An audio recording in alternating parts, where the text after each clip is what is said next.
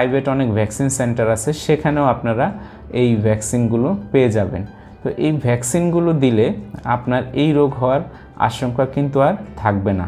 তো সুতরাং নিরাপত্তার স্বার্থে, স্বাস্থ্যের স্বার্থে এই ভ্যাকসিনগুলো দিয়ে নেওয়া উচিত।